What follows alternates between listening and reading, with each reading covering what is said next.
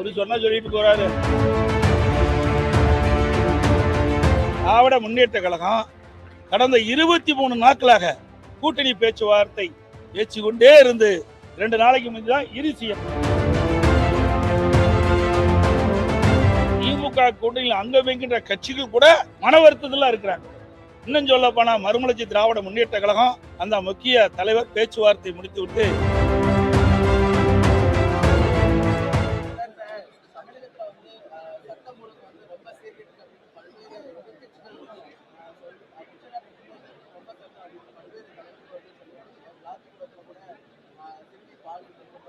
ஏற்கனவே நான் சொன்ன தமிழகத்தில் சட்ட ஒழுங்கு சீரழிந்து விட்டது, சட்ட ஒழுங்கு சத்தி சிரிக்கின்றது.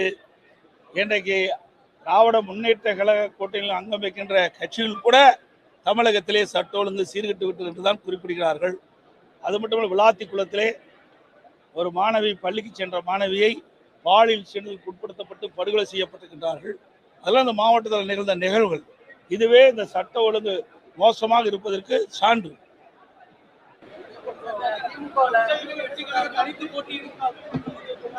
அவரு சொன்னா சொல்லிட்டு போறாரு.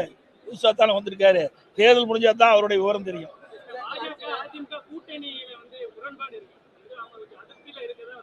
எந்த அதிருப்தியும் இல்லை. எங்க அதிருப்தி இருக்கு? நீங்க தான் ஊடக நண்பர்களும் பத்திரிகை நண்பர்களும் திரித்து போட வேண்டும். எங்களை கூட்டணி நல்லா சிந்திச்சு பாருங்க. திராவிட முன்னேற்ற கழகம் கடந்த 23 நாட்களாக கூட்டணி பேச்சுவார்த்தை பேசிக்கொண்டே இருந்து 2 நாளைக்கு முந்தி தான் இறுதி செய்யப்பட்டது. காங்கிரசுக்கும் திமுகவுக்கும் கிட்டத்தட்ட ஒரு 18 நாட்கள் வார்த்தை போகும். பத்திரிகையில செய்தி, ஊடகத்துல செய்தி. ஒரு காலகட்டத்தில் காங்கிரஸ் திமுக கூட்டணியிலிருந்து விலகிவிடுவோம் என்ற நிலைக்கெல்லாம் வந்து விட்டார்கள்.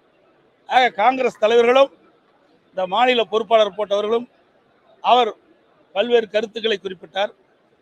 அதற்கு எதிர்கருத்துக்களை திராவிட முன்னேற்ற கழகத்தில் இருக்கின்ற முக்கிய நிர்வாகிகள் குறிப்பிட்டார்கள். இதெல்லாம் பத்திரிகை ஊடகத்தில் வந்த செய்தி. அப்படித்தான் அங்க இருந்தது. அது மட்டும் இல்ல, திமுக கூட்டணியில் அங்கம் வைக்கின்ற கட்சிகள் கூட மன வருத்தத்தில் இருக்கிறாங்க.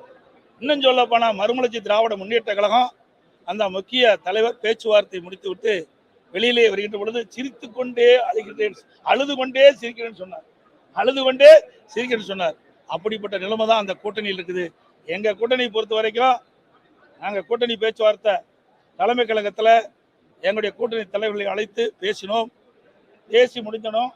அன்றைய தினமே எங்க கூட்டணியில் இருக்கின்ற ஒவ்வொரு கட்சிக்கும் எத்தனை இடங்கள் என்று அறிவிக்கப்பட்டது. அடுத்த நாள் தேர்தல் அறிவிப்பு வெளியிட்டோம். அதுக்கு அடுத்த நாள் முதல் பட்டியல் அதிமுக சார்பாக வேட்பாளர் பட்டியல் அறிவிக்கப்பட்டது. அப்புறம் ஒரு நாள் கழித்து 2வது வேட்பாளர் பட்டியல் அறிவிக்கப்பட்டது. இப்பொழுது இன்றைய தினம் 3வது வேட்பாளர் பட்டியல் அறிவிக்கப்பட்டு விட்டது. ஆக அனைத்து இந்திய அண்ணா திராவிட முன்னேற்ற கழகத்தை பொறுத்த வரைக்கும் எங்க கூட்டணியில எந்தவித ஒரு சிறு கடுகளவு கூட பிரச்சனை இல்லை என்பதை தெளிவுபடுத்தும்.